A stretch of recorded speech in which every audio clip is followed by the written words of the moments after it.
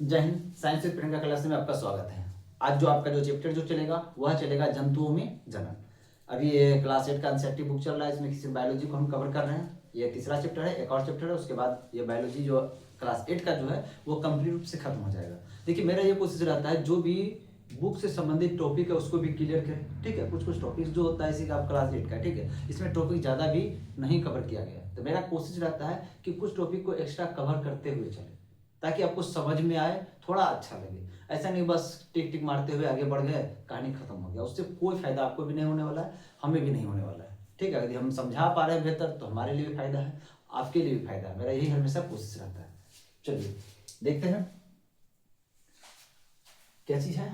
जो आपका ये जो चैप्टर है फसल उत्पादन ये खत्म हो चुका है, सूक्ष्म जीव खत्म हो चुका है, और उसके बाद आपको ये आज चलेगा आपका जंतुओं में जनन। उसके बाद एक और है किशोरावस्था की ओर।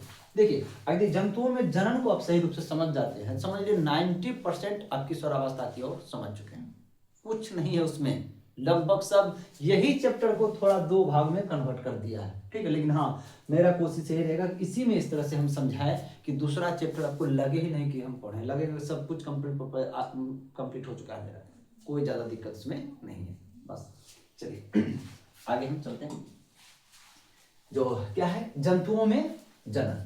जंतुओं में जनन मतलब क्या हो गया, एनिमल रिप्रोडक्शन। क्या चीज हो गया,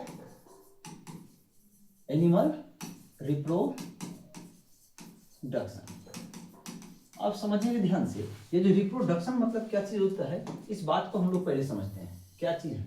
जनन का जो जनन जो है समझिए ध्यान से, जनन मतलब क्या होता है आपका रिप्रोडक्शन।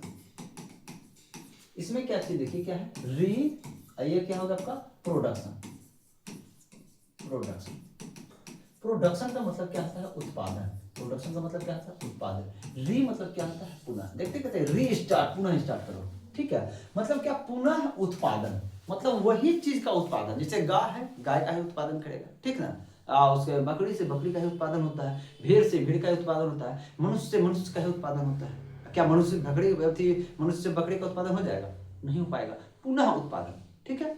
अगर इसे प्रोडक्शन देखते हैं तो प्रोडक्शन का मतलब, अगर प्रोडक्शन सिर्फ देखते हैं तो सिर्फ होता है उत्पादन। उत्पादन का मतलब ये भी हो सकता है दूध से क्या हो जाता है, दूध से दही का उत्पादन, दूध से दही का उत्पादन हो जाता है, ये कहलाता है आपका प्रोडक्शन। ये क्या कहलाएगा आपको, प्रोडक्शन कहलाएगा, ठीक है। इसको रिप्रोडक्शन नहीं कहेंगे क्योंकि दूध से दूध ही नहीं बना है, दूध से दूसरा चीज बन गया, दही बन गया, ठीक है। रिप्रोडक्शन मतलब यही होता है कि पुनः उसी चीज का उत्पादन करना। अब देखिए रिप्रोडक्शन को लेकर के चलिए अगला, इसमें बताया गया है कि आप क्या क्या पहले क्या क्या चीज पढ़ चुके हैं, पाचन पढ़ चुके हैं, परिसंचरण पढ़ चुके हैं, श्वसन पढ़ चुके हैं। पाचन मतलब क्या होता है कि भोजन का पाचना हो जाता है, जिससे हमें एनर्जी मिलती है, बॉडी का विकास होता है। परिसंचरण मतलब होता है जो भी पोषक तत्व होता है उसको एक स्थान से दूसरे स्थान तक लेके जाना होता है ताकि शरीर के सभी अंगों को सब कुछ मिल सके। श्वसन मतलब क्या होता है, ऑक्सीजन का अंदर जाना, ग्लूकोज को तोड़ना, बॉडी के लिए ऊर्जा बनाना होता है, ठीक है। और ये सब क्या चीज है, उत्तरजीविता के लिए आवश्यकता, मतलब जब व्यक्ति जीवित है उसके लिए आवश्यक है। और जनन क्या चीज होता है कि व्यक्ति को बनाने के लिए आवश्यक है, एकदम नया नया व्यक्ति को निर्माण करने के लिए आवश्यक है जनन।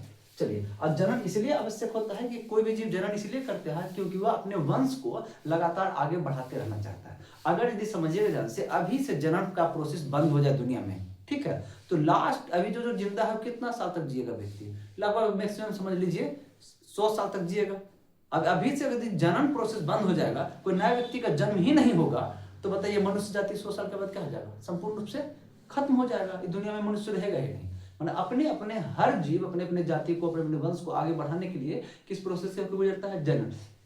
गाय का भी जनन प्रोसेस जब बंद हो जाएगा तो कुछ समय बाद गाय खत्म हो जाएगी। भेड़ का भी अगर प्रोसेस जनन प्रोसेस बंद हो जाएगा कुछ समय बाद भेड़ खत्म हो जाएगा, ठीक है। इसलिए क्या होता है, जनन एक प्रोसेस होता है जिसके अनुसार से वो क्या करता है, अपने वंश जाति को क्या करता है, वो विकास लगातार करते रहता है। चलिए जनन की विधियां जो होती है, जनन की विधियां मुख्य रूप से दो प्रकार का होता है, ठीक है। अब देखिए जनन के बाद जो भी इधर आपका वर्णित किया गया है, जनन के फलस्वरूप जो भी जो बच्चे निर्माण होते हैं, ठीक ना, उसका अलग अलग नाम होता है। जैसे देखिए मनुष्य के जो बच्चे होते हैं उसको शिशु कहते हैं, बिल्ली के बच्चे को बिल्ली कहते हैं, ठीक है, कुत्ते के बच्चे को पिल्ला कहा जाता है, तितली के बच्चे को कैटरपिलर कहा जाता है, मुर्गी के बच्चे को चूजा कहा जाता है, गाय के बच्चे को बछड़ा, मेढक के बच्चे को टेडपोल कहा जाता है, ठीक है। तेरह अलग अलग नाम है, अलग सभी जीवों के अलग अलग बच्चे सबका, ठीक है। चलिए जनन की जो विधियां हैं, जनन की विधियां मुख्य रूप से दो है, कितने हैं, दो है। अब समझते हैं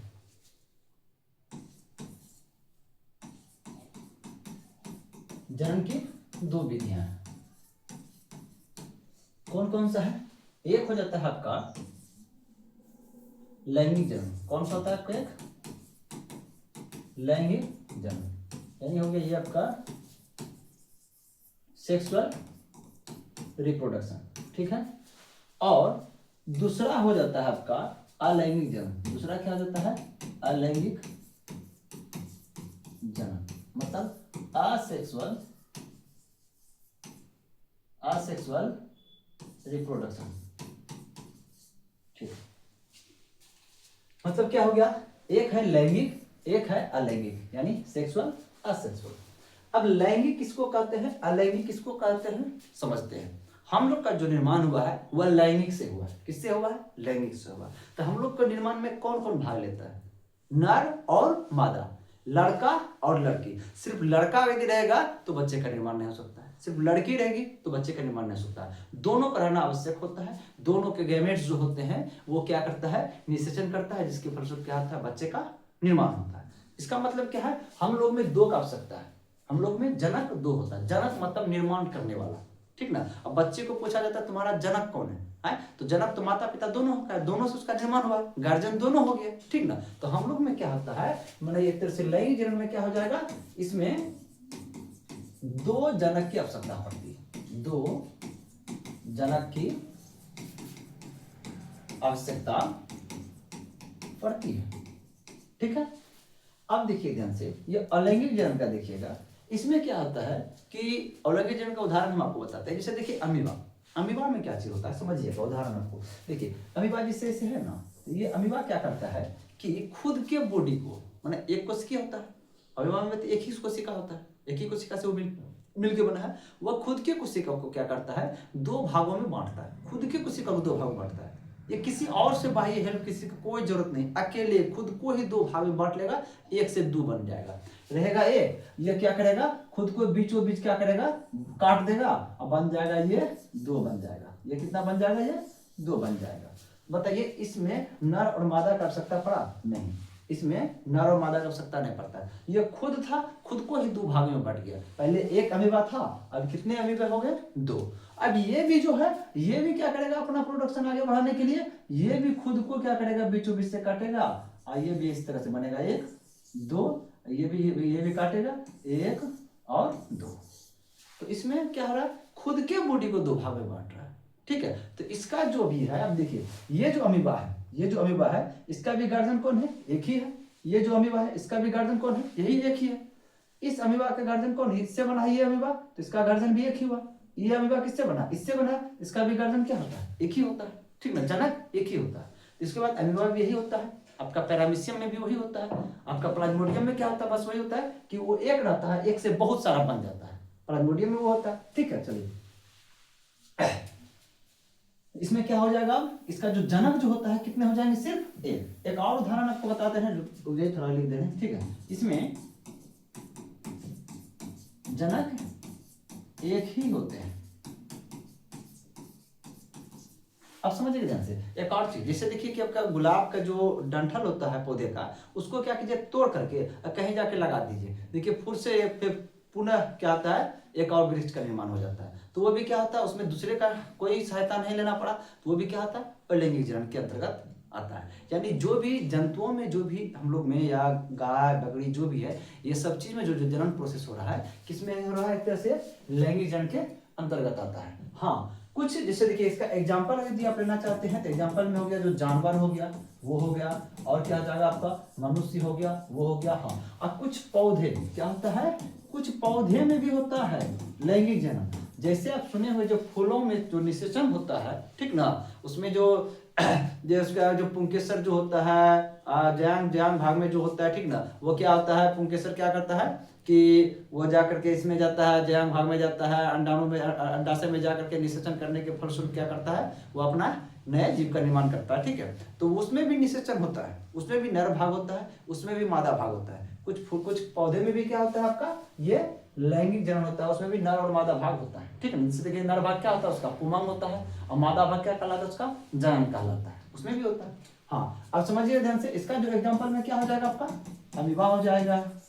इसका एग्जाम्पल में क्या हो जाएगा?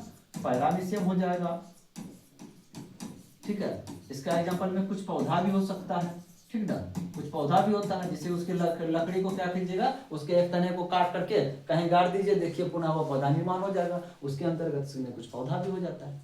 अब एक और चीज समझिएगा, इसमें जो होता है निषेचन होता है, इसमें क्या होता है, निषेचन होता है, निषेचन होता है। निषेचन मतलब क्या चीज होता है समझिए ध्यान से, जो नर भाग होता है, जो पुरुष होता है, उसके नर अंगों से निकलता है शुक्राणु। क्या निकलता है भाई, शुक्राणु। इस चीज के बारे में अभी आगे डी बताएंगे। जो मादा जो होती है, मादा के मादा अंग से, जिससे कि प्रजनन अंग जो मादा अंग है, ठीक ना, तो उससे क्या निकलता है, अंडाणु। क्या निकलता है, अंडाणु। ये शुक्राणु और अंडाणु जो होता है एक फिक्स क्षेत्र में जाकर के दोनों मिलकर के अभिक्रिया करता है, अभिक्रिया करता है। उस अभिक्रिया को हम लोग कहते हैं निषेचन, यानी फर्टिलाइजेशन। उसको हम लोग क्या कहते हैं, निषेचन यानी फर्टिलाइजेशन कहते हैं, ठीक है।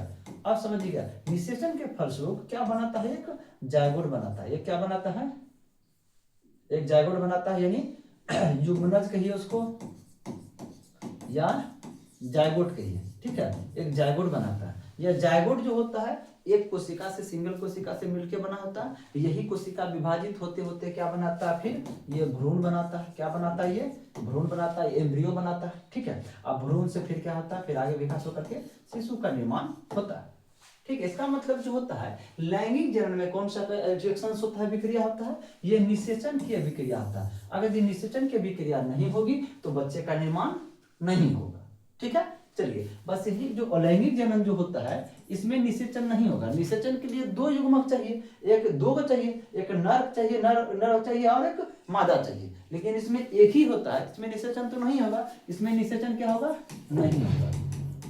निषेचन क्या होगा, इसमें नहीं होगा। चलिए, उसके बाद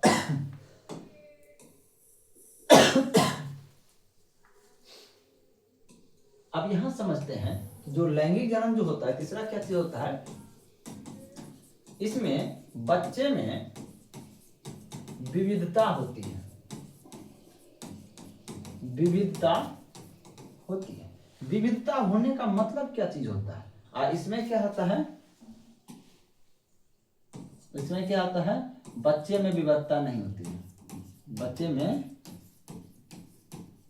विविधता नहीं होती है। मतलब समझिएगा ध्यान से, विविधता है मतलब क्या चीज होता है, अब समझिएगा।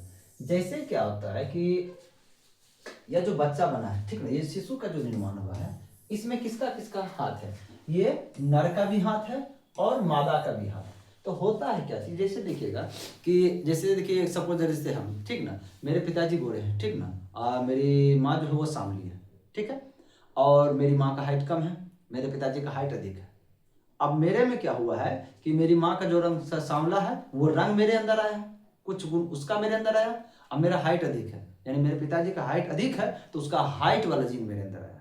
इसका मतलब जो लंबाई वाला जो जीन है वो पिताजी का मेरे अंदर आया, ये जो कलर्ड है ये मेरी माँ का मेरे अंदर आया। इसका मतलब देखिए तो अलग अलग हुआ। हम पिताजी में यदि मिलाते हैं तो मेरा हाइट मिलेगा लेकिन कलर नहीं मिलेगा। यदि हम माताजी से मिलाते हैं तो मेरा क्या हो, कलर मिलेगा लेकिन हाइट नहीं मिलेगा। इसलिए बच्चे में जो होता है क्या आता है, विविधताएं होती है वो जनक के तुलना में। लेकिन यह अगर लैंगिक जनन में क्या होता है, कुछ नहीं, एकदम टू कॉपी, फोटो कॉपी की तरह होता है, एकदम सेम टू सेम। जैसे आपका गुलाब का है पौधा है, ठीक ना, उसमें यदि दूसरा गुलाब का पौधा होगा तो सेम टू सेम होगा।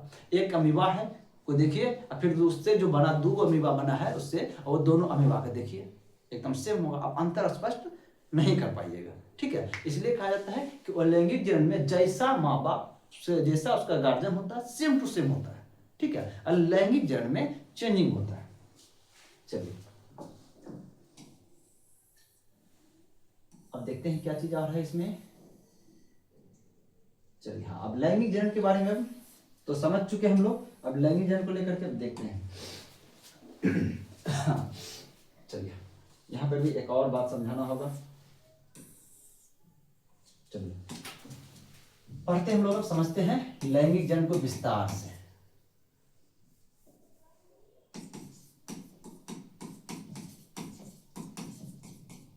लैंगिक जनन यानी क्या हो जाएगा आपका, सेक्सुअल रिप्रोडक्शन, ठीक है, सेक्सुअल रिप्रोडक्शन। अब समझिए ध्यान से, लैंगिक जनन के लिए क्या क्या चीज का आवश्यकता पड़ता है भाई, पड़ता है क्या चीज, एक नर का आवश्यकता पड़ता है, एक मादा का आवश्यकता पड़ता है। एक बात याद रखिएगा, यहाँ पे हम संपूर्ण रूप से एक थ्योरिकल रूप से फिर से भी समझाएंगे और उसी को व्याख्या करते हुए इस चैप्टर को हम डाइंड करेंगे।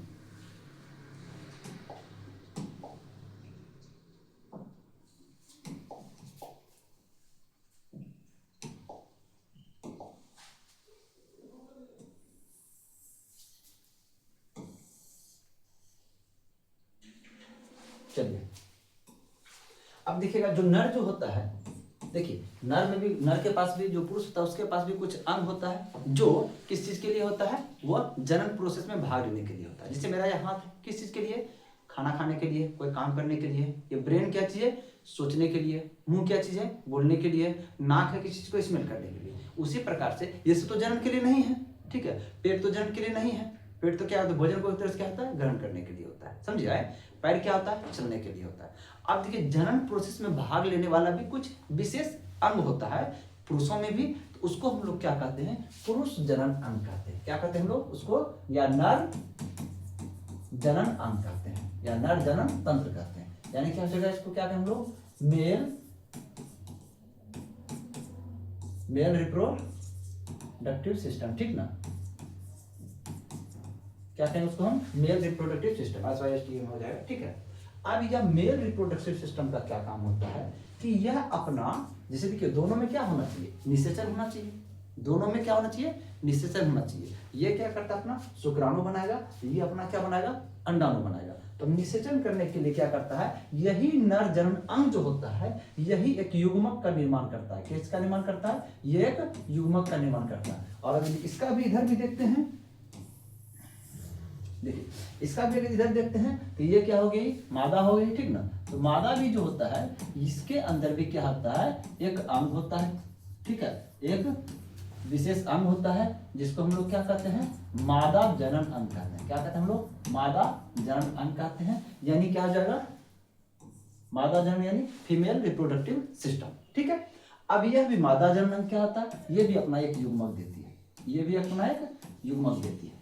अब यह नर जो युग्मक दिया है इसको हम लोग क्या कहते हैं, नर युग्मक कहते हैं। या मादा भी एक युग्मक देता है, इसको हम लोग क्या कहेंगे, हम लोग मादा युग्मक कहते हैं। युग्मक मतलब क्या होता है, संलयन करने वाला, दोनों जुड़ने वाला। दोनों कौन है जुड़ने वाला, हम उसके बारे में भी बताते हैं। ये जो नर युग्मक कौन होता है जुड़ने वाला, नर युग्मक को हम लोग क्या कहते हैं, शुक्राणु कहते हैं। क्या कहते हैं हम लोग, शुक्राणु कहते हैं। या मादा युग्मक को हम लोग क्या कहते हैं, हम लोग इसको कहते हैं हम लोग अंडाणु कहते हैं। यानी क्या हो जाएगा, ये ओवम, क्या हो जाएगा, ओवम। ये शुक्राणु क्या हो जाएगा, स्पर्म, ठीक है। क्या हो जाएगा, मेल गेमेट। तो ये क्या हो जाएगा, फीमेल गेमेट।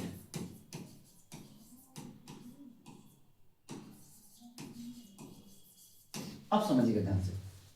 अब मुख्य कहानी जो होता है, मुख्य खेला यहीं से शुरू होता है।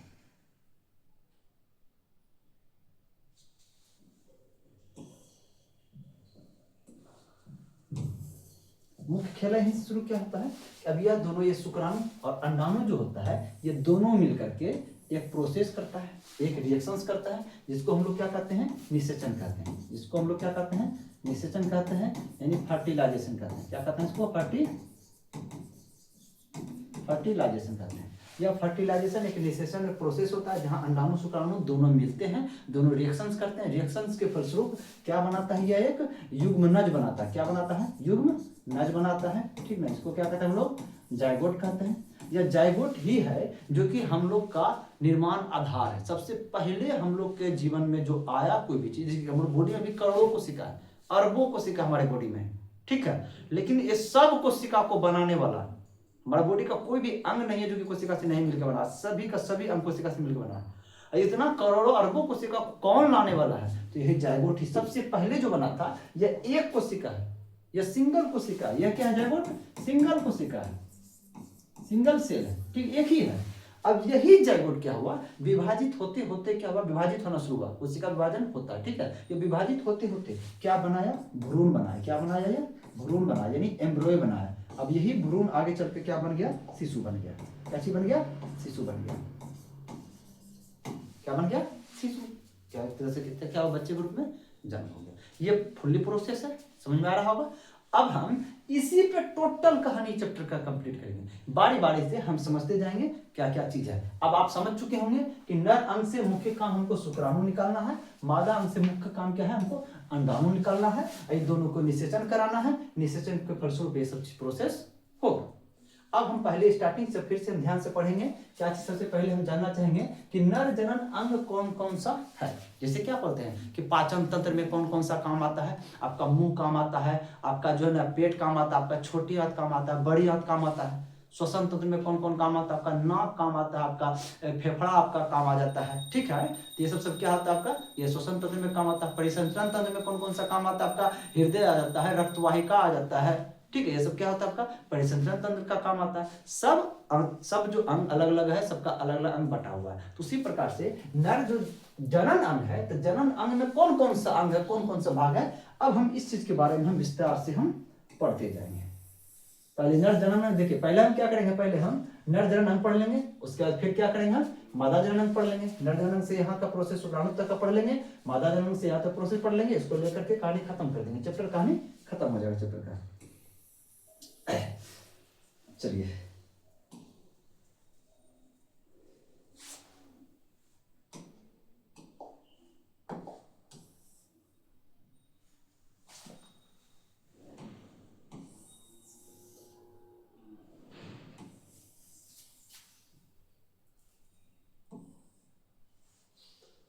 चलिए क्या चीज हमको पढ़ना अभी, नर जनन तंत्र।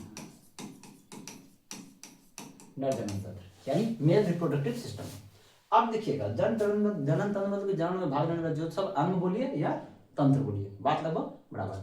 अब कौन कौन सा अंग है जो कि नर जनन में प्रोसेस में भाग लेता है। अब सबसे पहली बात क्या चाहिए हम लोग को, शुक्राणु का निर्माण करना। क्या शुक्राणु ही है जो कि नर के तरफ से भाग लेने वाला काम करता है। अब शुक्राणु का निर्माण कहाँ कैसे किस प्रकार से होता है, कहाँ से कैसे आता है, हर प्रोसेस को हम समझेंगे। स्टार्टिंग जो होता है, सबसे पहला जो विशेष अंग, जो मुख्य अंग जो होता है नर जनन का, वो होता है सबसे पहला हम उसको देखते हैं, उसको कहते हैं कैसे हम लोग वृषण कहते हैं। क्या कहते हैं हम लोग, वृषण कहते हैं। इसको इंग्लिश में क्या कहते हैं हम लोग, टेस्टिस कहते हैं। ये हो गया आपका कौन वृषण, कौन सा हो गया आपका, ये जो भाग है, ये वाला भाग, ये हो गया आपका, ये जो भाग है ये आपका ये वृषण हो गया। ये क्या हो गया आपका, वृषण हो गया।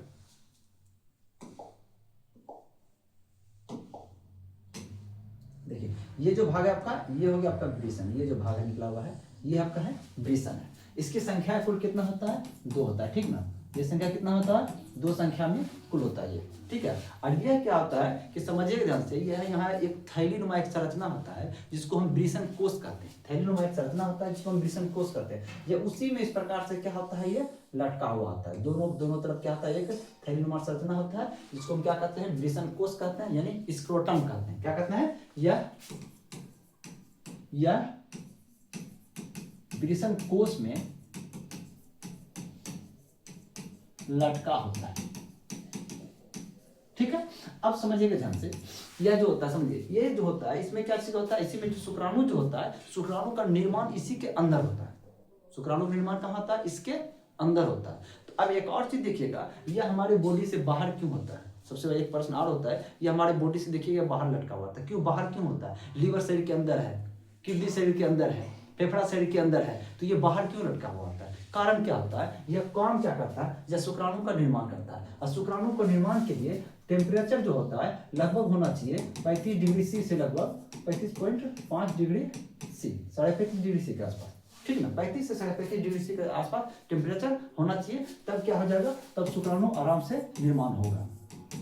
ठीक है, लेकिन होता है क्या चीज है, हमारे जो बॉडी का जो अंदर का जो तापमान होता है वह 37 डिग्री सी होता है। अगर यदि यह टेस्टिस जो होता है, यह शरीर के अंदर होता तो वहां इसको तापमान कितना मिल जाता, 37 डिग्री सी, और उस समय यह शुक्राणु का निर्माण नहीं कर पाता है। यही कारण से क्या होता है कि यह बॉडी से क्या होता है, बाहर होता है। और अक्सर एक चीज देखिएगा, यह जो होता है आपका, यह जो वृषण जो होता है, यह गर्मी के समय में क्या होता है, यह बॉडी से नीचे होता है, लटका होता है, बॉडी से नीचे रहता है। क्यों, क्योंकि बॉडी का टेम्परेचर 37 से और ज्यादा भी हो जाता है।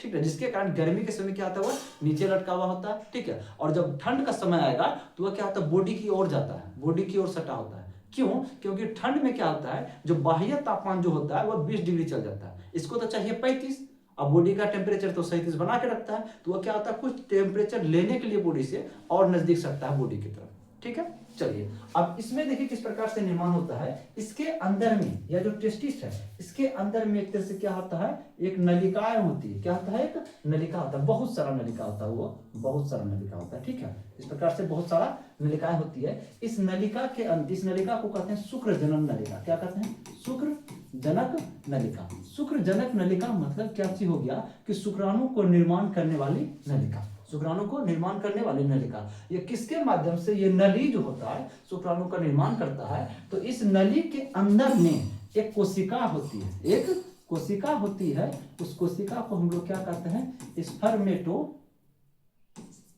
स्पर्मेटोगोनिया। क्या कहते हैं इसको हम, स्पर्मेटोगोनिया कोशिका होती है। यही स्पर्मेटोगोनिया कोशिका जो होती है यही क्या करता है, शुक्राणु को निर्माण करता है। क्या करता है, ये शुक्राणु का निर्माण करता है। पूछेगा कि शुक्राणु का निर्माण कहाँ होता है, तो वो होता है टेस्टिस में होता है। टेस्टिस में कौन सी नलिका में होता है, तो ये शुक्रजनक नलिका में होता है। और उसमें पूछेगा कि शुक्रजनक नलिका के अंदर कौन सी कोशिका जो होती है जो कि शुक्राणु का निर्माण करती है, तो वह स्पर्मेटोगोनिया कोशिका निर्माण करती है। अब समझिएगा ध्यान से, जैसे देखिए ये नलिका था, ये प्रत्येक नलिका में क्या होगा, इसी का निर्माण होगा। इस नलिकाओं के बीच में यहाँ पे क्या आता है, एक सेल पाई जाती है। इस सेल को हम लोग कहते हैं लेडिंग सेल। क्या कहते हैं हम लोग, लेडिंग सेल कहते हैं। ठीक ना, यह लेडिंग सेल जो होता है यानी लेडिंग कोशिका, ये क्या है आपका, लेडिंग कोशिका। यही लेडिंग कोशिका जो होती है एक हार्मोन्स का निर्माण करता है जिसको हम लोग कहते हैं टेस्टोस्टेरोन। क्या कहते हैं हम लोग, टेस्टोस्टेरोन। ठीक ना, इसको हम लोग क्या कहते हैं, टेस्टोस्टेरोन। ये टेस्टोस्टेरोन जो होता है ये बहुत बॉडी के, हमारे शरीर में बहुत काम करता है। पहले ये समझ लीजिए कि ये टेस्टोस्टेरोन क्या करता है कि खुद तो निर्माण होता है यहाँ पे वृषण में, टेस्टोस्टेरोन का निर्माण कहाँ, वृषण में हुआ। ठीक ना, शुक्रजनक में दो शुक्रजनक नलिकाओं के बीच में एक लेडिंग कोशिका होती है, वही कोशिका टेस्टोस्टेरोन का निर्माण करती है। ये टेस्टोस्टेरोन क्या करता है, शुक्राणु के प्रोडक्शन को तेज करता है, बहुत जल्दी जल्दी बनाता है, और तेज करो, और जल्दी बना, और जल्दी बना। ये इसका यही कहना होता है टेस्टोस्टेरोन का कि और तेजी से बनाओ। मतलब क्या हो रहा है कि बनता तो है ये शुक्रजनक नलिका में ही। कौन कोशिका बनाती है, स्पर्मेटोगोनिया बनाती है। ये क्या करता है, स्पर्मेटोगोनिया को कहता है कि और तेजी से शुक्राणु बनाओ। इसलिए कहा जाता है कि अगर दीदी जिसका टेस्टोस्टेरोन पावर अधिक होगा तो शुक्राणु का निर्माण अधिक होगा। तो शुक्राणु ही है जो कि पुरुष का एक वजूद बचाए रखता है कि वह एक पुरुष है। और टेस्टोस्टेरोन हार्मोन क्या करता है कि पुरुषों में जो मूछ जो आता है वह टेस्टोस्टेरोन करवाता है। वो जो बॉडी बिल्डर आता है, बॉडी बिल्डर जो बॉडी जो मसल्स जो बनता है वो टेस्टोस्टेरोन करवाता है। आवाज का भारीपन जो होता है वो टेस्टोस्टेरोन करवाता है। किसी महिलाओं के प्रति जो आकर्षण जो होता है, सेक्सुअल आकर्षण जो होता है वो कौन करवाता है, आपका टेस्टोस्टेरोन करता है। भाई टेस्टोस्टेरोन अगर नहीं है, वो टेस्टोस्टेरोन खत्म हो गया तो समझ लीजिए क्या होता है कि आपका आकर्षण क्या हो जाएगा, महिलाओं के प्रति वो सेक्सुअल आकर्षण खत्म हो जाता है। बहुत ज्यादा फायदेमंद होता है टेस्टोस्टेरोन हार्मोन। इसका निर्माण कहाँ होता है, वृषण में। अब समझिएगा ध्यान से, ये जो होता है शुक्रजनक नलिकाएं में जब शुक्राणु का निर्माण हो जाता है तो ये नलिकाएं आगे चल करके क्या हो जाता है, आगे चल करके देखिए धीरे धीरे ये भी जा करके इसमें मिल जाएगा, ये भी जा करके, ठीक है, ये भी जा करके एक नलिका का निर्माण करती है। और ये जो फिक्स एक नलिका में जितना भी है सब इसमें बनेगा शुक्राणु, इसमें बनेगा शुक्राणु, इसमें बनेगा शुक्राणु, ये भी जाएगी, ये भी जाएगी, ये भी जा करके क्या होता है, एक कुंडलित रचना का निर्माण करती है। एक और एक विशेष एक बड़ी नलिकाओं का निर्माण करती है। और इस नलिकाओं में जा करके क्या होता है, यह शुक्राणु यहाँ आकर के क्या होता है, परिपक्व होता है। शुक्राणु यहाँ पे क्या होता है, परिपक्व होता है। परिपक्व मतलब क्या चीज हो गया, परिपक्व मतलब क्या चीज होता है, जैसे कि कोई चीज का, जैसे कि कोई भी सेना में क्या होता है, पहले वो ज्वाइन होता है, ज्वाइन होने के बाद इसका मतलब कोई सेना में उसका जन्म हुआ, ठीक है, उसके बाद उसको क्या होता है, ट्रेनिंग दिया जाता है ताकि वो लड़ने लायक बन सके। शुक्राणु तो यहाँ बना है, यहाँ पे से निर्माण हुआ, लेकिन शुक्राणु अपना काम, शुक्राणु का काम क्या है कि निषेचन करना। वही निषेचन तब कर पाएगा जब ये शुक्राणु परिपक्व होगा, इसको सब तरह से तैयार किया जाएगा ताकि वो इसको परिपक्व होने में, उसको निषेचन करने में इसको कोई कठिनाई नहीं हो। इसका मतलब परिपक्व कहाँ हो रहा है, इस नलिका में हो रहा है, ठीक ना। और इस नलिका को हम लोग क्या कहते हैं, अधिविरिसन कहते हैं, अधिविरिसन कहते हैं। जैसे देखिएगा ध्यान से कि अधिविरिसन कौन सा हो गया आपका, देखिए ये हो गया आपका क्या है, विरिसन हो गया, ये भाग क्या है आपका, ये विरिसन भाग हो गया। इसके ऊपर जो ये जो दिख रहा है आपका, ये जो दिख रहा है, ये जो लटका, ये जो है, ये क्या आपका अधिविरिसन है। ये क्या आपका एपिडिडाइमिस, जिसको हम लोग क्या कहते हैं, अधिविरिसन। एपिडिडाइमिस को क्या कहते हैं हम लोग, अधिविरिसन। एपिडिडाइमिस में क्या होता है, शुक्राणु परिपक्व होता है। अब बताइए शुक्राणु हो गया तैयार, निर्माण भी हुआ, एकदम ट्रेनिंग भी ले लिया, परिपक्व हो गया, अपना काम करने के लिए तैयार है। अब काम करने के लिए तैयार कहाँ होता है? अब ट्रेनिंग तो दिया जाता है अपने क्षेत्र में, और लड़ने के लिए उसको क्या कहाँ भेजा जाता है? जहाँ युद्ध होता है वहां लड़ने के लिए भेजा जाता है। मेन काम तो वहां है। अब ट्रेनिंग तो प्राप्त कर लिया है, अब इसका जहां काम है इसको हमें वहां भेजना है। हम कैसे भेजेंगे वो प्रोसेस अभी आप देखिए। उसके बाद यहां से जब शुक्राणु जैसे विरेचन में बना, यहां आकर के परिपक्व हुआ, अब शुक्राणु इस रास्ते के माध्यम से कहां पहुंचेगा? शुक्राशय में पहुंचेगा। किस रास्ते के माध्यम से? इस रास्ते के माध्यम से क्या होगा? ये जो नली जो दिया गया, ये नली इसके माध्यम से कहां पहुंचेगा? ये हो गया आपका क्या है? शुक्राशय। ये क्या है आपका? शुक्राशय। और ये जो रास्ता जो यहाँ से अधिविरेचन से इसको शुक्राशय तक लाया है, इस रास्ते को हम लोग क्या कहते हैं? शुक्र वाहिका। मतलब शुक्राणु क्या है? वाहिका मतलब क्या होता है? वाहिका मतलब क्या होता है? रास्ता, यानी शुक्राणु को जाने का रास्ता। नॉर्मल सी बात है, याद करने को कोई बड़ी बात नहीं है, ठीक है। यानी क्या हो गया कि अधिविरेचन से लेकर के शुक्राशय तक के बीच के रास्ते को क्या कहते हैं हम लोग? शुक्र वाहिका। इसी रास्ते से होकर क्या होता है? शुक्राणु जाता है। इसको क्या कहते हैं हम लोग? शुक्र वाहिका। क्या कहते हैं? शुक्र वाहिका। इसको इंग्लिश में क्या कहते हैं? Vas deferens. क्या कहते हैं हम लोग? Vas deferens. वास डिफरेंस, ठीक है। याद रखिएगा क्या कहते हैं? देखिए वास डिफरेंस, एक इधर से भी होता है, एक इधर से भी होता है। बताए थे टेस्टिस की संख्या 2 होती है, एक इधर से भी होती है, एक इधर से भी होता है। इधर से भी क्या होगा? वो सेम वही प्रोसेस होगा। यहाँ भी विरेचन में क्या बनेगा? शुक्राणु बनेगा। ये अधिविरेचन में जाकर शुक्राणु परिपक्व होगा, और इस शुक्र वाहिका के माध्यम से यहाँ भी इधर भी एक शुक्राशय होता है, ये शुक्राशय में जाकर के जमा होगा। याद रखिएगा, कुछ कुछ का देखिए इंग्लिश याद रखने से थोड़ा आसान हो जाता है आगे पढ़ने के प्रोसेस को, ठीक ना। देखिए शुक्र वाहिका का क्या होगा? Vas deferens. कहीं वास डिफरेंस देता है, शुक्र वाहिका नहीं देकर के। अब शुक्राणु कहाँ पहुंच चुका हम लोग का? यहाँ पहुंच चुका सेमिनल वेसिकल में, यहाँ पे पहुंच चुका। सेमिनल वेसिकल मतलब क्या हो गया? शुक्राशय में। कहाँ पहुंच चुका है? शुक्राशय में। अब देखिए ध्यान से, जैसे ही शुक्राशय के पास यह शुक्राणु पहुंचता है, तो शुक्राशय से क्या होता है? एक द्रव निकलता है। वह द्रव क्या करता है? शुक्राणु को पोषण देता है, खाने पीने के लिए देता है, ताकि वो और तंदुरुस्त हो सके। देखिए धीरे धीरे ये बढ़ते जा रहा है। इसको क्या होते जा रहा है? धीरे धीरे इसको ताकत मिलते जा रहा है, इसको सुविधाएं मिलते जा रही है, परिपक्वता इसका और बढ़ते जा रहा है, ठीक है। ये शुक्राशय का क्या काम होता है? शुक्राणु को जमा पहले करता है, इधर से आए हुए शुक्राणु को जमा करेगा, इधर से भी आए हुए शुक्राणु को जमा कर रहा है, जमा करके उसमें क्या करता है? द्रव डालता है, ताकि शुक्राणु को पोषण मिल सके। शुक्राशय जो ये जो भाग है, ये क्या आपका? शुक्राशय है, ठीक है। ये कहाँ पाया जाता है? एक प्रोस्टेट जो होता है, ग्रंथि होता है, ठीक नहीं होता है। ये प्रोस्टेट जो होता है, ये प्रोस्टेट के क्या होता है? ऊपर होता है। प्रोस्टेट के ऊपर होता है हम लोग का क्या? शुक्राशय। यहीं पे 3 मुख्य रूप से 2 ग्रंथि और होता है। एक बलवोत्थर ग्रंथि होता है, एक कॉपर ग्रंथि होता है। ये भी अपना द्रव स्रावित करता है और इसको पोषण प्राप्ति करने के लिए, ठीक है। और इसको एक तरह से आगे गतिशीलता प्रदान करने के लिए भी ये सब काम करता है। देखिए विशेष बहुत ज्यादा डीप हो जाएगा उधर जाना, बस इतना आप समझ लीजिए कि अभी तक में क्या था? सिर्फ यहाँ शुक्राशय तक जो आया था, सिर्फ आया था, कौन आया था? सिर्फ शुक्राणु आया था। कौन आया था? सिर्फ शुक्राशय तक जो आया था, सिर्फ शुक्राणु आया था। समझिए ध्यान से, शुक्राशय तक कौन आया था? सिर्फ शुक्राणु। लेकिन शुक्राशय क्या किया कि इसमें जो है ना कुछ द्रव डाल दिया। क्या डाल दिया? द्रव डाल दिया। और क्या चीज? बलवोत्थर ग्रंथि भी कुछ द्रव डाला, कॉपर ग्रंथि भी कुछ द्रव डाला। अब शुक्राणु में जैसे द्रव मिलता है तो ये बन जाता है आपका वीर्य। क्या बन जाता है आपका? वीर्य, सीमेन। क्या बन जाता है? ये सीमेन बन जाता है, यानी ये वीर्य बन जाता है। वीर्य में होता है क्या चीज? आपका शुक्राणु होता है, प्लस में द्रव मिला होता है। अब यह वीर्य देखिए कहां जाएगा, अब समझिएगा ध्यान से। कहां तक पहुंच गया है? यह शुक्राशय तक पहुंच चुका है। अब यहाँ शुक्राशय तक पहुंचेगा, उसके बाद वो वीर्य जो होता है शुक्राणु, वीर्य में क्या शुक्राणु मिला हुआ है, वह शुक्राणु फिर क्या होगा? इसके अंदर के माध्यम से फिर क्या होगा? इस रास्ते में प्रवेश करेगा। यह जो बीच का जो ये रास्ता जो आपको दिख रहा है, इसको हम लोग कहते हैं मूत्र मार्ग कहते हैं, या तो यूरेथ्रा कहते हैं। इंग्लिश क्या होगा? यूरेथ्रा। मूत्र मार्ग इसलिए कहते हैं, इसी रास्ते के माध्यम से, इसी रास्ते के माध्यम से क्या होता है? शरीर से मूत्र भी बाहर निकलता है, और इसी रास्ते के माध्यम से क्या होता है? शुक्राणु यानी वीर्य भी बाहर निकलता है। दोनों का रास्ता सेम है। यह मूत्र मार्ग होते हुए यह आपका शुक्राणु कहां पहुंच जाएगा? यहां पहुंच जाएगा, इस जगह पे। यहां पर आकर के क्या होता है?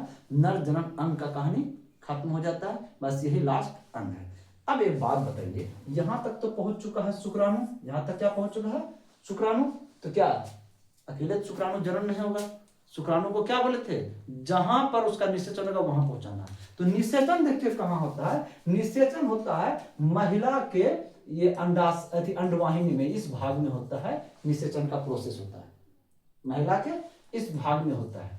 पहले हम क्या किए हैं? शुक्राणु को यहां तक ले आए हैं। अब होता है कि सेक्सुअल रिलेशनशिप होता है, सेक्सुअल रिलेशनशिप के दौरान क्या होता है, यह जो होता है आपका जो पेनिस जो है यह क्या होता है, यह क्या होता है, इसके अंदर प्रवेश करता है, वजाइना के थ्रू अंदर प्रवेश करता है, इस शुक्राणु को क्या करेगा, इस जगह पे छोड़ देगा और लाखों शुक्राणु यहाँ पाया जाता है। उसके बाद ये शुक्राणु क्या करता है, गति करते हुए यहाँ पहुंचता है और इधर से अंडाणु निकलता है और यहाँ पे निषेचन होता है, यहीं पे क्या होता है, निषेचन होता है। अब एक चीज तो कंफर्म हो गया, शुक्राणु को यहाँ तक ले आए। अब हम क्या पढ़ते हैं, जो महिला का जो जनन अंग है उसके बारे में पढ़ते हैं। पुरुष जनन के बारे में हम लोग कंप्लीट कर चुके हैं।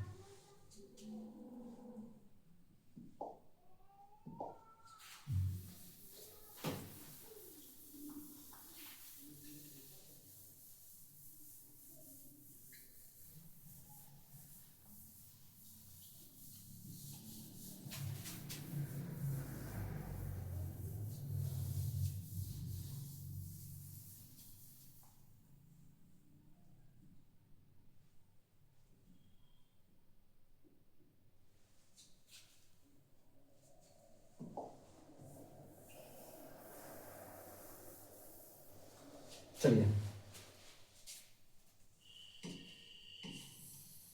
हम लोग पढ़ेंगे मादा जनन अंग के बारे में, ठीक है, यानी मेल रिप्रोडक्टिव सिस्टम। दूसरा पार्ट क्या आ जाएगा, मेल रिप्रोडक्टिव सिस्टम यानी मादा जनन अंग। देखिए पुरुष का जो विशेष पुरुष जनन कौन था आपका, वृषण था, वही शुक्राणु बनाया था। उसी प्रकार से ये जो मादा जो होता है, मादा जनन का जो विशेष अंग जो होता है वो उससे भी क्या निकलना, हमको अंडाणु से मतलब है। मादा से क्या चीज हमको मतलब है, मुख्य रूप से अंडाणु से मतलब है। तो अंडाणु का जो निर्माण मुख्य रूप से कौन करता है आपका, ये अंडाशय करता है। ये क्या करता है आपका, जो अंडाशय है, ये क्या करता है आपका, अंडाशय। ये प्रमुख जनन अंग है महिलाओं का, कौन सा, अंडाशय। पहला हम पढ़ते हैं क्या चीज, अंडाशय के बारे में। अंडाशय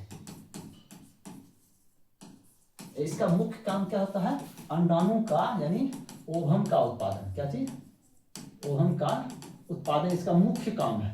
अब समझिए ध्यान से कैसे कैसे यह उत्पादन होता है।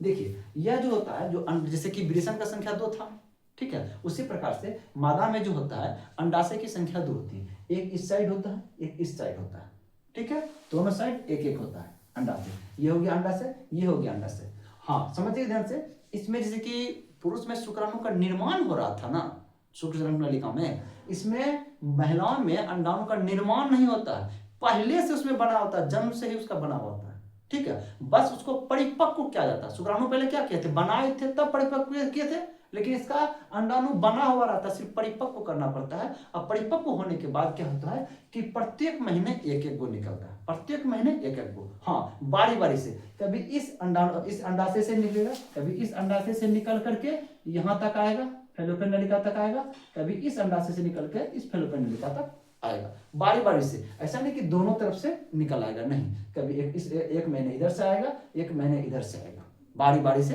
आता है। चलिए ये हो गया, क्या क्या हो गया आपका, ये हो गया आपका अंडाशय। अंडाशय से एक और चीज निकलता है, हार्मोन निकलता है। क्या निकलता है, जैसे अंडाणु जैसे यहाँ से निकलेगा तो यहाँ 2 हार्मोन निकलता है। एक होता है आपका एस्ट्रोजन, एक होता है आपका एस्ट्रोजन, और एक होता है आपका प्रोजेस्टेरॉन, ठीक है। यह जो अंडाणु जो निकलता है, सर्वप्रथम महिला का जो अंडाणु निकलता है लगभग हुआ 12 वर्ष के, एवरेज समझिए 12 वर्ष के उम्र के आसपास पहली बार यहाँ से क्या होता है, अंडाणु निकलता है, फर्स्ट बार, ठीक है। उसके बाद महीने महीने महीने महीने निकलते चला जाएगा, ठीक है। लगभग कितना वर्ष तक निकलता है, 45 वर्ष तक निकलता है, जो फर्स्ट बार जो अंडाणु निकलता है। उसके बाद देखिए अभी पीरियड्स के बारे में समझाएंगे, उसी में हम इस बात को हम बताएंगे। अब ये हो गया क्या चीज आपका, अंडाशय हो गया। अंडाशय से जो अंडाणु निकल के जो इस रास्ते से जो यहाँ तक आता है, यह जो रास्ता है, यह रास्ता कहलाता है आपका अंडवाहिनी। क्या कहलाता है, अंडवाहिनी। याद करना आसान है, अंडवाहिनी मतलब क्या होता है, अंडा का जो है ना जाने वाला रास्ता, उसको क्या कहते हैं, अंडवाहिनी। यानी इसको क्या कहते हैं इंग्लिश में, फैलोपियन ट्यूब। क्या कहते हैं, फैलोपियन ट्यूब, ठीक है। ये क्या हो गया आपका, फैलोपियन ट्यूब। पहला आपको क्या चीज हो गया, आपका अंडाशय हो गया, दूसरा क्या हो गया, अंडवाहिनी हो गया, ठीक है, अंडवाहिनी हो गया, ठीक है। आप समझिएगा ध्यान से, ये अंडाशय से अंडाणु निकल के कहाँ पहुंचा, अंडवाहिनी में। हम आपको बताए थे जब यहाँ शुक्राणु जब आ चुका था ये पेनिस के पास, जब सेक्सुअल रिलेशनशिप होगा तो उस समय यह शुक्राणु क्या होगा, यह जो ये पेनिस जो होता है क्या होता है, यह इसमें इंजेक्ट होता है और यहाँ पे आकर के शुक्राणु यहाँ पहुंचता है। उसके बाद शुक्राणु लगभग लाखों शुक्राणु क्या होता है इस तरह से, ये हो गया आपका गर्भाशय। ये जो क्षेत्र जो होता है, ये पूरा क्षेत्र, ये जो पूरा क्षेत्र है, ये क्षेत्र आपका क्या कहलाता है, आपका ये गर्भाशय कहलाता है। क्या कहलाता है, आपका गर्भाशय कहलाता है। ये क्या आता है, गर्भाशय होते हुए यह शुक्राणु कहाँ पहुंचता है, यहाँ पे पहुंचता है, क्योंकि अंडाणु भी इधर से यहाँ आता है और शुक्राणु भी यहाँ पहुंचता है। यहीं पे एक प्रोसेस होता है, उस प्रोसेस को हम लोग क्या कहते हैं, निषेचन यानी फर्टिलाइजेशन। अब बताइए कि निषेचन का प्रक्रिया कहाँ होता है, पुरुष जननांग में हुआ, नहीं। किस जननांग में हो रहा है, मादा जननांग में हो रहा है। कहाँ पे हो रहा है, आपका फैलोपियन नलिका में हो रहा है। अब बताइए जब निषेचन हो रहा है, बाय द वे या निषेचन हो गया, निषेचन के फलस्वरूप क्या बनेगा, जायगोट बनता है। हम आपको बोले थे जैसे ही जायगोट बनता है, समझिए ध्यान से, जैसे ही जायगोट बनेगा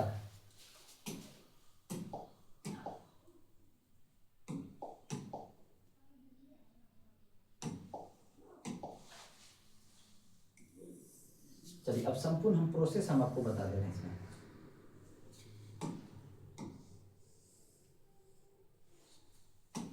चलिए देखिए, इधर से एक अंडाणु जो है वह इस माध्यम से यहाँ आया, शुक्राणु वहां से जो निकला हुआ था, अंडाणु भी यहाँ पहुंचा, शुक्राणु भी यहाँ पहुंचा, और दोनों में क्या प्रोसेस हुआ, निषेचन प्रोसेस हुआ। निषेचन जैसे होता है यहाँ पे क्या चीज फिर बन जाता है, निषेचन के बाद क्या बन जाता है, जायगोट बनता है। क्या बनता है, जायगोट बनता है। अब जायगोट जो बना हुआ है, यह जायगोट क्या होगा कि इस माध्यम से धीरे धीरे कहाँ आएगा, यहाँ आएगा, यहाँ एक परत होता है, ये गर्भाशय, ये फुल फिगर जो होता है यहाँ से यहाँ तक क्या है, ये गर्भाशय है। ये गर्भाशय का ये क्या है, दीवार, एक दीवार हुआ, दो दीवार हुआ, उधर ही दीवार है। इस दीवार में आकर के क्या होता हुआ, जायगोट जो होता है, यह जायगोट क्या होता है, इस दीवार में आकर के चिपक जाता है। यह कौन सा दीवार है, इस दीवार को कहते हैं एंडोमेट्रियम की दीवार। क्या कहते हैं इसको, एंडोमेट्रियम। ये दीवार को क्या कहते हैं हम लोग, एंडोमेट्रियम। क्या कहते हैं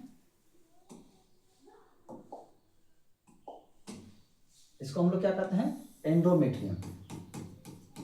एंडोमेट्रियम। अब समझिएगा ध्यान से कि कैसे प्रोसेस चलता है। हम आपको यहाँ से बोले थे कि दो हार्मोन निकलता है, एक एस्ट्रोजन निकलता है, एक प्रोजेस्टेरोन निकलता है। जैसे ही यहाँ से अंडाणु बाहर निकल के जाता है, तैसे ही ये जो प्रोजेस्टेरोन हार्मोन जो होता है वह यहाँ आकर के गर्भाशय में आकर के यहाँ पे एक परत बनाता है, जिसको हम लोग कहते हैं एंडोमेट्रियम। काहे कि यह प्रोजेस्टेरोन जो होता है यही होता है जो कि गर्भाशय को बनाता है, और बच्चे को निर्माण का जो प्रोसेस पूरा एकदम जायगोट से लेकर के शिशु बनने तक क्या होता है, यह गर्भाशय में प्रोजेस्टेरोन उसका काम करता रहता है। समझे, महिलाओं के लिए सबसे अच्छा यदि मित्रवत हार्मोन एक तरह से कह सकते हैं तो प्रोजेस्टेरोन। यदि प्रोजेस्टेरोन नहीं है, किसी के महिलाओं के अंदर जो है गर्भावस्था के दौरान प्रोजेस्टेरोन नहीं है तो वह गर्भधारण कर ही नहीं सकती है। वही है जो कि बच्चे को हर कुछ मदद करती है, टोटल का टोटल हर कुछ मदद करता है, गर्भावस्था को बनाए रखता है। तो स्टार्टिंग में ये जो दीवार भी जो होता है जहाँ जायगोट आकर के चिपकेगा, उसको भी बनाने का काम आपका कौन करता है, प्रोजेस्टेरोन करता है। ठीक है, अब क्या होता है कि जैसे यहाँ पे निषेचन हुआ, अब जायगोट यहाँ पे आ गया, ये जायगोट आने के बाद फिर क्या बनेगा, ये जायगोट क्या बन जाएगा, कुछ समय के बाद क्या बनेगा, भ्रूण बनेगा, भ्रूण बनने के बाद फिर क्या बन जाएगा, शिशु बनेगा। शिशु जब बन जाता है, जब 9 महीना पूरा हो जाता है, 9 महीना पूरा होने के बाद हम क्या बोले थे, प्रोजेस्टेरोन जब तक हाई पावर में रहेगा तब तक क्या होगा, बच्चा नीचे ये वजाना के थ्रू बाहर नहीं निकलेगा। अब जब अवधि जब पूर्णे लगता है, 9 माह पूर्णे लगता है, तो उस समय क्या होता है, ये प्रोजेस्टेरोन का जो लेवल जो होता है वो लेवल क्या होता है, पावर कमने लगता है। तब जाकर क्या होता है, बच्चा 9 महीना पूर्णे के बाद क्या होता है, बच्चा इस माध्यम से थ्रू क्या होता है, शरीर से बाहर निकल जाता है। ठीक है, ये प्रोसेस कब हुआ, जब यहाँ पे निषेचन हुआ, निषेचन के फलस्वरूप क्या हुआ, जायगोट यहाँ आया। अगर यदि किसी भी कारणवश यहाँ निषेचन नहीं होता है, निषेचन नहीं होता है तो क्या होता है, उस चीज को आप समझिएगा ध्यान से। जैसे यहाँ पे निषेचन के लिए के बाद भी यहाँ अंडाणु आ चुका है, अंडाणु यहाँ आ चुका है, निषेचन नहीं होने का कई कारण होता है। बाद में यहाँ अंडाणु आया है और महिला सेक्सुअल रिलेशनशिप नहीं बनाई है, यहाँ से जो शुक्राणु था, शुक्राणु यहाँ तक नहीं पहुंचा है, इस कारण से भी निषेचन नहीं होता है। ठीक ना, और बहुत कारण होता है कि अंडवाहिनी में कोई समस्या होता है जिसके कारण अंडाणु शुक्राणु से नहीं मिल पाता है, उसके कारण से भी निषेचन नहीं हो पाता है। बहुत ऐसा होता है कि जो लड़का होता है उसका शुक्राणु में क्या होता है, उतना मेच्योर नहीं होता, शुक्राणु उतना, शुक्राणु की संख्या काउंट कम होता है, बहुत कुछ समस्या हो सकती है, या तो उसका कमजोर शुक्राणु होता है जिसके कारण वह निषेचन नहीं कर पाता है। यानी जब अंडाणु निषेचन नहीं हो पाता है तो यह जो यहाँ से जो प्रोजेस्टेरोन आया था, जो एंडोमेट्रियम का जो परत बनाया हुआ था यहाँ पे, अब क्या हुआ कि यहाँ पे जो अंडाणु है, अंडाणु निषेचन नहीं हुआ। जब निषेचन नहीं होता है ना अंडाणु, यहीं पे जो प्रोजेस्टेरोन था, ये प्रोजेस्टेरोन का क्या होता है, यहाँ पे प्रोजेस्टेरोन का पावर घट जाता है। प्रोजेस्टेरोन यही कर रहा था, गर्भाशय बनाने का काम कर रहा था, गर्भाशय दीवार को मजबूत करने का काम कर रहा था। अब क्या होता है, जैसे ही यहाँ पे से निषेचन नहीं होता है तो यह क्या होता है, प्रोजेस्टेरोन का लेवल क्या होता है, पावर घट जाता है, जिसके कारण से क्या होता है, ये जो एंडोमेट्रियम का जो परत जो बना हुआ था, एंडोमेट्रियम परत क्या होता है, यह फट जाता है। जैसे यहाँ फटेगा तो यहाँ से क्या होता है, ब्लड निकलना शुरू होता है। यहाँ से क्या निकलता है, ब्लड निकलना शुरू होता है। इसी ब्लड के थ्रू यह जो अंडाणु जो होता है, यह भी अंडाणु निकलना शुरू होता है। यह ब्लड के थ्रू ही अंडाणु क्या होता है, बॉडी से बाहर निकल जाता है, जिसको हम लोग क्या कहते हैं, मासिक चक्र कहते हैं। इसको हम लोग क्या कहते हैं, मासिक चक्र होता है। लगभग महीने में ऐसा कंडीशंस एक बार पैदा होता है, इसलिए इसको मासिक चक्र कहते हैं। अब समझिएगा ध्यान से, इसलिए कहा जाता है, देखिए जब ये मासिक चक्र हो रहा होता है, जिसका ब्लड प्रेशर ठीक रहता है महिलाओं का, उसका ब्लडिंग एकदम क्लियर हो जाएगा, उसको किसी प्रकार का समस्या नहीं होगा। जिसका ब्लड प्रेशर लो होता है, उसको पीरियड्स के दौरान समस्याएं होती है। इसलिए कहा जाता है कि जब महिलाएं पीरियड्स में हो तो उसको स्नान जो होता है सर धो करके नहीं, बाल धो करके नहीं करना चाहिए। क्यों कि उसमें ब्लड प्रेशर लो हो जाता है, जिसके कारण से क्या होता है, ये जो प्रेशर से जो ब्लड निकलता है वो उतना प्रेशर से ब्लड नहीं निकल पाता है, जिसके कारण कठिनाइयां होती है। अब समझ में आ गया है कि जब निषेचन होता है तब क्या होता है, जब निषेचन नहीं होता तब क्या होता है। यानी निषेचन जब नहीं होगा तब तक तो क्या होगा, मासिक चक्र चलते रहेगा। ठीक है, जब निषेचन हो जाएगा, यानी गर्भावस्था गर्भ धारण कर लेगी कोई, निषेचन हो जाएगा, जागरूक बन जाएगा, और उसके बाद बच्चा पढ़ने लगेगा। ठीक ना, तो उस समय क्या होगा, मासिक चक्र इसलिए रुक जाता है क्योंकि यहाँ से जो अंडाणु जो निकल जा रहा था, यहाँ से अंडाणु क्या होता है, जाना बंद होता है, यहाँ से अंडाणु का निकलना बंद हो जाता है। आप समझ चुके होंगे कौन कौन सा भाग है मादा जननांग में। एक आप अंडाशय के बारे में समझे, अंडाशय क्या चीज है, आप इसी में आप समझ गए हैं। फैलोपियन नलिका क्या चीज है, ठीक है। उसके बाद देखिए क्या चीज समझ चुके होंगे आप लोग, ये गर्भाशय क्या चीज है। उसके बाद यह जो पार्ट, जो निचला जो पार्ट होता है मादा जननांग का, जो होता है गर्भाशय का जो निचला पार्ट होता है, इसको हम लोग कहते हैं गर्भाशय ग्रीवा कहते हैं। इसको क्या कहते हैं, गर्भाशय ग्रीवा, या इसको सर्विक्स कहते हैं। ठीक है, उसके बाद ये जो नीचे का जो पार्ट जो होता है, ये आपका कहलाता है योनि कहलाता है। ये नीचे का पार्ट क्या कहलाता है, योनि कहलाता है। यहीं तक क्या आता है, सेक्सुअल रिलेशनशिप के दौरान जो होता है, ये जो शिश्न जो होता है यहीं तक पहुंच पाता है। ठीक है, और इसके अंदर समझिए ध्यान से, जब सेक्सुअल रिलेशनशिप के दौरान इसमें एक बर्थेलिन नाम की ग्रंथि होता है, एक द्रव स्रावित करता है जो चिकना, वो क्या करता है, देश के जो सतह जो होता है इसको क्या करता है, चिकना बनाए रखता है। और एक और चीज होता है कि इसके अंदर से इसके अंदर से कोई बैक्टीरिया ना घुस जाए, इसके अंदर से कोई वायरस ना घुस जाए, इसके लिए इसके अंदर एक बैक्टीरिया पाया जाता है, जिसको हम लोग क्या कहते हैं कि लैक्टोबैसिलस बैक्टीरिया। क्या होता है,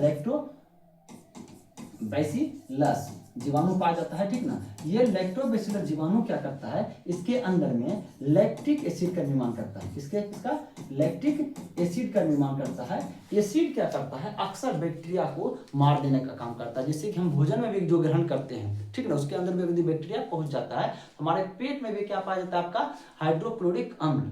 ठीक ना, हाइड्रोक्लोरिक अम्ल पाया जाता है, यानी एसिड पाया जाता है, वो क्या करता है, उस बैक्टीरिया को मार देता है। उसी प्रकार से अगर यदि किसी कारण से कोई बैक्टीरिया इसके थ्रू, वजाना के थ्रू इंटर करता है, तो उसके अंदर एक और बैक्टीरिया जो होता है, कुछ बैक्टीरिया हमारे लिए फायदेमंद है, कुछ बैक्टीरिया नुकसानदेह है। कुछ बैक्टीरिया जो होता है अंदर से प्रवेश करके क्या करेगा, इसको एक तरह से क्या करेगा, बीमार कर देगा। और कुछ बैक्टीरिया जैसे लैक्टोबैसिलस जो होता है, ये हमारे फायदेमंद है, और वह क्या करता है, लैक्टो एसिड का निर्माण कर रखता है ताकि कोई बैक्टीरिया मारा जाए। ठीक है, और इसके लैक्टोबैसिलस के बारे में पहले भी बता चुके हैं। यही लैक्टोबैसिलस जीवाणु है जो क्या करता है, दूध को दही में कन्वर्ट करता है, दही में पाए जाने वाला यही जीवाणु है। आप इसको एक तरह से जो आम का जो अचार जो खाते हैं, अचार बनाने में भी क्या होता है आपका, यही लैक्टोबैसिलस जीवाणु कार्य करता है। जहां भी यह रहता है वहां बस यही लैक्टोबैसिलस क्या करता है, लैक्टिक एसिड बनाता है। दही में भी आपका लैक्टिक एसिड पाया जाता है, अचार में भी लैक्टिक एसिड पाया जाता है। ठीक है, और ये वजाना जो होता है, वजाना के अंदर भी लैक्टो एसिड पाया जाता है। चलिए, लगभग तो सब कुछ कॉन्सेप्ट क्लियर हो चुका है। देखते हैं अगला क्या चीज का है। ये सब क्लियर हो गया है। निषेचन क्लियर हो चुका है। निषेचन किसको कहते हैं, क्लियर हो चुका है। लिंगज बनता है किसको, एक ही थ्योरी में लगभग कहानी खत्म हो चुका है। चलिए, अब हम पढ़ते हैं क्या चीज, क्या आपने परख नली शिशु के वैसे में सुना है, कितना समय हो गया। चलिए, क्या आपने परख नली शिशु के बारे में सुना है। देखिए, अब परख नली शिशु क्या चीज होता है, हम इसको अब समझते हैं अच्छा से। यानी परख नली शिशु के बारे में आइए। परख नली शिशु का आवश्यकता क्यों पड़ा। जैसे आप लोग समझ चुके हैं कि ये क्या है, एक मादा पुरुष जननक है, यहाँ से शुक्राणु यहाँ जाता है, यहाँ पे जाकर के निषेचन करता है, निषेचन के फलस्वरूप क्या बनता है, जायगोट बनता है, यहाँ करके फिर जायगोट से फिर क्या करता है, निषेचन हो जाने के बाद जायगोट बनता है, उसके बाद भ्रूण बनता है, फिर शिशु बन जाता है, यहाँ पे पलना शुरू हो जाता है। लेकिन किसी कारणवश अगर यदि किसी महिला का एक समस्या ये हो कि अंडवाहिनी अवरुद्ध हो जाए, ये रास्ता बंद हो जाए, अंडाणु यहाँ जाता है यहीं रुक जाता है, शुक्राणु से नहीं मिल पा रहा है, निषेचन नहीं हो रहा है, तो वो क्या होगा, बच्चे यहाँ पे गर्भ ठहरेगा नहीं, गर्भाशय में कोई समस्या नहीं, गर्भाशय ठीक है, लेकिन यहाँ पे युग्म जाएगा तब ना यहाँ से बच्चे का निर्माण प्रोसेस आगे बढ़ेगा, नहीं बढ़ रहा है। इसका मतलब क्या हो गया कि इसका अंडाणु में समस्या हो गई, मतलब अंडाशय जो सॉरी फैलोपियन नलिका जो है वो रुक गया है, रास्ता जाम हो गया, एक कारण भी हो सकता है, ठीक ना। निषेचन देखिए, निषेचन नहीं होने के बाद ही हम क्या करते हैं, आईवीएफ का सहारा लेते हैं। आईवीएफ मतलब क्या आता है, इन विट्रो फर्टिलाइजेशन। अब अगर यदि इसका हिंदी समझोगे तो क्या चीज होता है कि इन विट्रो मतलब क्या होता है, कांच का बर्तन, क्या होता है, कांच का बर्तन। इसका मतलब समझ रहे हैं क्या चीज, फर्टिलाइजेशन मतलब क्या होता है, निषेचन, फर्टिलाइजेशन मतलब क्या होता है, निषेचन, इन मतलब क्या होता है, में। अगर इसको संपूर्ण रूप से समझोगे तो क्या होगा, कांच का बर्तन में निषेचन। पहले निषेचन कहाँ हो रहा था, फैलोपियन नलिका में हो रहा था, अब करवाएंगे हम कांच के बर्तन में निषेचन। क्यों करवाना पड़ रहा है, क्योंकि इसका जो अंडाणु और शुक्राणु मिल नहीं रहा है। तो अब हम क्या करेंगे कि इसके अंडाणु को इंजेक्शन को सुई के द्वारा क्या करते हैं, इसको खींच करके निकाल लेते हैं, इसके अंडाणु को निकाल लेंगे, ठीक है। और इसका क्या करेंगे, जब शुक्राणु जब मिल ही नहीं रहा है तो यहाँ पहुंचेगा नहीं, निषेचन होगा नहीं। अब हम क्या करेंगे कि इसके अंडाणु को निकाल लेंगे, मादा अंडाशय से अंडाणु को निकाल लेंगे, और पुरुष के वृषण से क्या करेंगे, हम शुक्राणु को निकाल लेंगे। दोनों को निकाल करके क्या करेंगे, उसको हम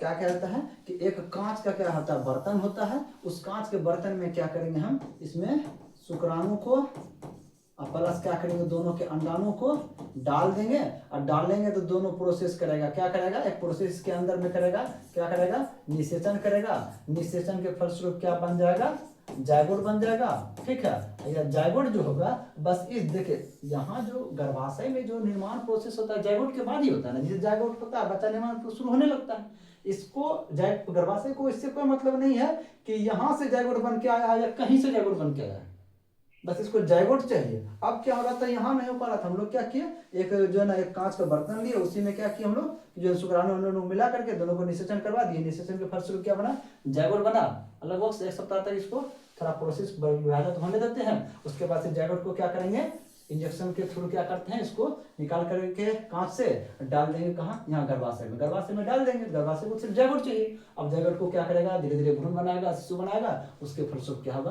बाहर निकल जाएगा। एक प्रोसेस ये होता है। एक और क्या चीज होता है कि कभी कभी जिससे बात भी ठीक है, किसी का वृषण जो होता है, कोई पुरुष का जो है ना शुक्राणु नहीं बन पा रहा है, शुक्राणु नहीं बन पा रहा, तो फिर भी वो चाहता है कि हम बच्चे को जन्म दें। तो इस समय क्या होता है कि अंडाणु तो बच्चे उसके पत्नी से क्या अंडाणु तो मिल गया, लेकिन इसका शुक्राणु सही से काम नहीं करेगा, तो यहाँ भी उसका निषेचन नहीं होगा। तो ये लोग क्या करता है, शुक्राणु डोनर का जो है ना उपयोग करता है, शुक्राणु डोनर होता है, किसी दूसरे से शुक्राणु लेता है, और शुक्राणु लेकर के क्या करता है, निषेचन करवाता है, जायगोट बनाता है, फिर इस तरह से जायगोट जब बन गया तो बच्चे का निर्माण प्रोसेस हो जाएगा, फिर कोई दिक्कत की बात नहीं है। चलिए अब देखिए, हाँ, इससे जो बच्चा जो बनता है, इससे जो बेबी जो बनता है, वो क्या हुआ, इसको कहते हैं हम लोग परख नली शिशु कहते हैं। क्या कहते हैं, ये जो कांच जो होता है, इस कांच का नाम है परख नली, कांच का नाम क्या है, परख नली। यहाँ पे क्या हुआ, एक इसी के थ्रू एक तरह से बच्चे का निर्माण हुआ है, इसमें नहीं हुआ है, लेकिन इसका सहायता लिया गया परख नली का, इसलिए इसको क्या कहते हैं हम लोग, परख नली शिशु कहते हैं। कहीं कहीं इंग्लिश में आपको लिखा हुआ रहेगा test tube baby, test tube baby.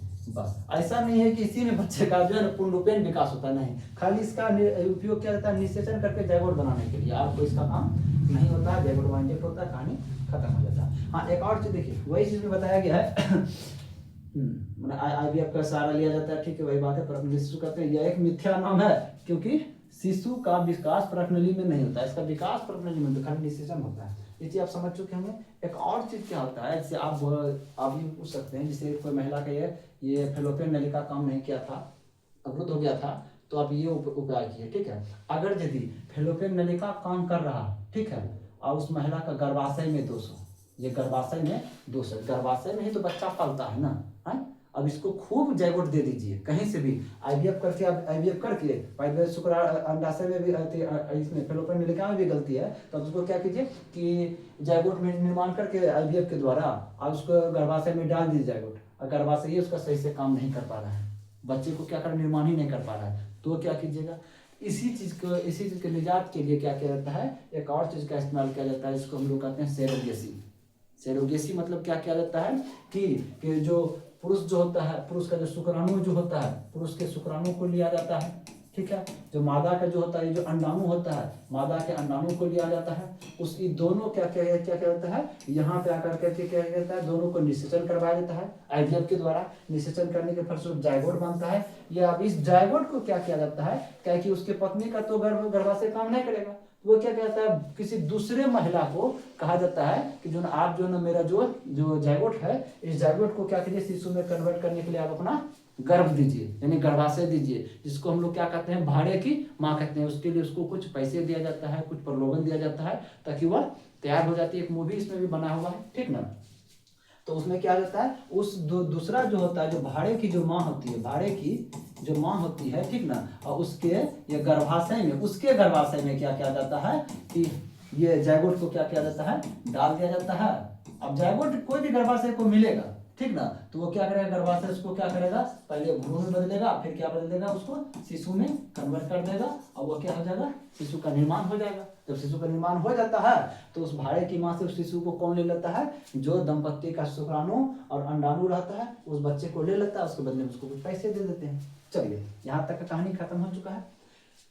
अब अगला क्या चीज है कि बसंत और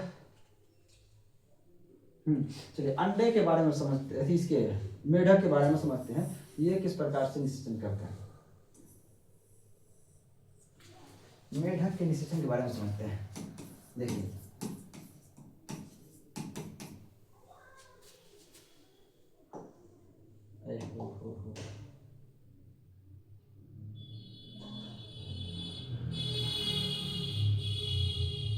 चलिए इसमें हम समझा दे रहे डायरेक्टली। हम देखिए, जो मेढक जो होता है, मेढक में किस प्रकार से होता है, देखिए निषेचन का प्रोसेस दो प्रकार का होता है, एक आंतरिक निषेचन होता है, एक बाह्य निषेचन होता है। आंतरिक निषेचन मतलब शरीर के अंदर, जैसे देखिए अंडवाहिनी में हो रहा था, तो अंडवाहिनी तो महिला के शरीर के अंदर में होता है, शरीर से बाहर नहीं होता, ठीक है। बाह्य निषेचन किसको कर सकते हैं, जो आईवीएफ करवा रहे थे, शुक्राणु को बाहर निकाल करके कांच में करवा रहे थे निषेचन, वो हो गया बाह्य निषेचन। उसी प्रकार से कुछ जीव जो होता है उसमें नेचुरली रूप से बाह्य निषेचन होता है, जैसे माधव में तो नेचुरल रूप से अंतर निषेचन होता है, लेकिन कुछ जीव में नेचुरल रूप से बाह्य निषेचन होता है। जैसे मेढक में क्या होता है कि जब जल का गति थोड़ा तेज हो तो उसमें क्या होता है कि नर मेढक और मादा मेढक दोनों क्या होता है, वहां पे पहुंचता है। पहुंचने के बाद क्या होता है, जो मादा मेढक जो होती है वो बहुत सारे अंडाणु देती है, बहुत सारा अंडाणु देती है, ठीक है। तो वह अंडाणु जो होता है, वह अंडाणु पे एक जेली टाइप्स का, एक तो थोड़ा चिपचिपा टाइप्स का द्रव डाल देती है, ताकि सब उसी में क्या हो, फंसा रहे। और उस अंडाणु में किसी हार्ड कवर नहीं होता है, जैसे कि मुर्गी का जो अंडा आता है उसमें कवरिंग जो होता है हार्ड, लेकिन उसके अंडाणु में कोई हार्ड कवरिंग नहीं होता है, ठीक ना। उसको क्या होता है, सब जैसे वो देती है अंडा, लगभग समझ लीजिए कि 100-150 अंडा देती है, ठीक है। जो मेढक जो होता है 100-150 अंडा देती है। अब 100-150 अंडा को एक जेली जो होता है उसको बांधे रखता है। देखिए यहाँ पे जो होता है एक जेली टाइप का होता है,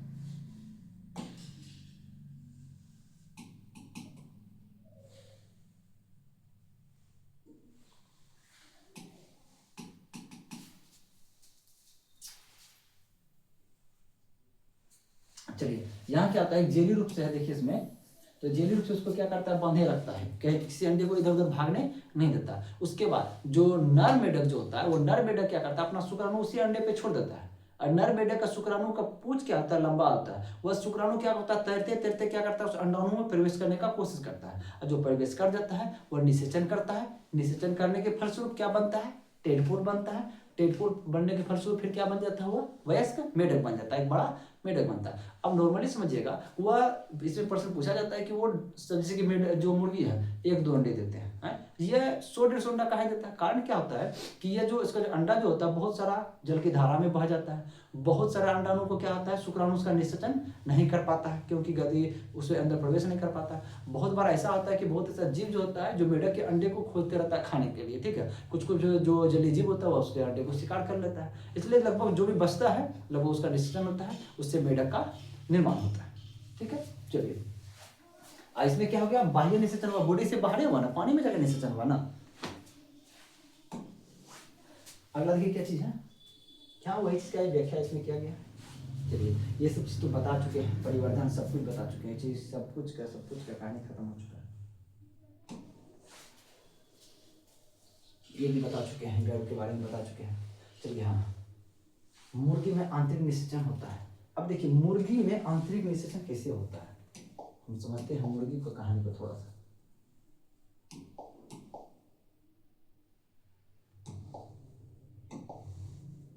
ओहो फिगर तो था, चलिए समझ लेते हैं मुर्गी में किस प्रकार से निषेचन होता है, इसको देखते हैं। देखिए मुर्गी में जो होता है जैसे कि ये हो गया आपके, जैसे देखिए ओवरी है, ये क्या है इसका अंडाशय है, यहाँ से जो अंडा जो निकलता है, ठीक है, ये इसका भी निषेचन का प्रोसेस जो होता है शरीर के अंदर ही होता है, निषेचन शरीर के अंदर होता है। लेकिन क्या होता है जैसे ये अंडवाहिनी, ये है उसका क्या है, अंडवाहिनी है, ये क्या है उसका अंडवाहिनी है, जैसे जैसे अंडा अंडवाहिनी से बाहर निकलते जाता है, या अंडा के ऊपर जो कवर जो होता है कैल्शियम कार्बोनेट का जो कवर होता है वो कवर बनते जाता है, बनते जाता है, बनते जाता है, जैसे वो कवर परिपक्व रूप से हो जाता है तो इधर से क्या आता है, अंडा क्या आता है, ये बाहर क्या आता है, शरीर से उसका निकल जाता है।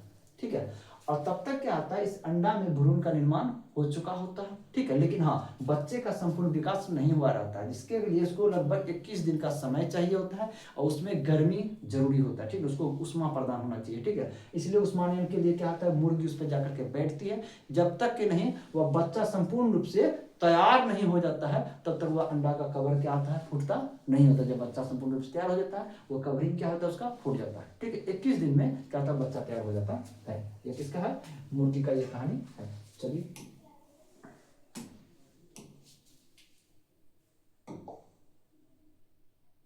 चलिए थोड़ा ये भी जान लीजिए, जरायुष और अनप्रजनन। देखिए जरायुष उसको कहते हैं जिसको बेबी पुरुष कहते हैं, ठीक ना। जरायु में मतलब क्या होता है, जो सिर्फ बच्चे को डायरेक्ट जन्म देता है, जैसे गाय, मनुष्य, बकरी, ये सब क्या है, जरायुष है, जो डायरेक्ट बच्चे को जन्म देते हैं। अंडायुष उसको कहते हैं जो अंडे को जन्म देता है, जैसे हो गया मुर्गी हो गया, शुतुरमुर्ग हो गया, वो सब क्या होता है, छिपकली सब हो गया, जैसे हो गया मेढक हो गया, वो सब क्या होता है, अंडे को जन्म देता है। वो जो बच्चे को डायरेक्ट जन्म देता है, जो डायरेक्ट बच्चे को जन्म देता है उसको जरायुष कहते हैं, जो अंडे को जन्म देता है उसको अनप्रजनक जंतु कहते हैं। ठीक है, चलिए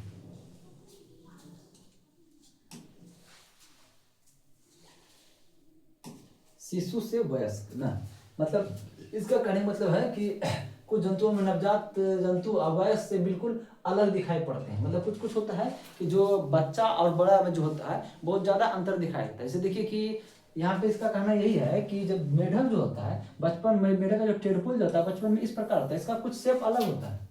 ठीक है, उसमें ना पैर होता है, ना इस प्रकार से शकल होता है, ना इस प्रकार से आंख होता है, मतलब इस प्रकार का शकल नहीं होता जब वो बच्चा होता है, लेकिन बड़ा होने के बाद इसका शेप चेंज हो जाता है। ठीक है, कुछ जीव में क्या होता है, बचपन में और बड़े में अंतर क्या होता है, दोनों का शेप चेंज होता है। लेकिन हम लोग में क्या होता है, जैसा बच्चा शुरू में दिखता है, आंख नाक कान मुंह सब वैसा ही रहता है, बस उसका आकार बदलता है। बच्चा कैसा नहीं कि 3 पैर निकल गया, 4 पैर निकल गया, वैसा सब कुछ भी नहीं होता। जितना बॉडी में जो चीज रहता है वही रहता है, सिर्फ उसका शेप बढ़ते जाता है। लेकिन इसमें क्या होता है, बिना पूंछ का, यहाँ पे क्या था, बिना पैर का था और थोड़ा सा पैर निकला, फिर यहाँ देखिए बड़ा पैर निकल गया। ठीक है, ये चेंजिंग बता रहा है, ऐसा चेंजिंग होता है किसमें, जैसे अंडा से टेडपोल, टेडपोल से फिर एक तरह से वयस्क बनने में। अब अगला जो चीज है समझिए ध्यान से, ये अलैंगिक जनन है। ठीक है, अलैंगिक जनन के बारे में हम कल बताएंगे, इसको कंप्लीट कर देंगे। और एक और चीज है, डॉली की कहानी है। ठीक है, डॉली की कहानी को लेकर के कल डिस्कस करेंगे। एक और सिस्टम से आया है जिसमें कि माइटोकॉन्ड्रिया को चेंज किया जाता है, वो सब चीज के बारे में कल हम डिस्कस करते हैं। आज तक के लिए बस इतना ही है। देखिए मेरा कोशिश रहता है विशेष से विशेष समझाएं, इसमें समय लगता ही है, समय लग ही जाता है। हमको इतना भी कोशिश करें उसको शॉर्ट खींचने के लिए तो उसको समझा नहीं पाएंगे। थैंक यू, जय हिंद।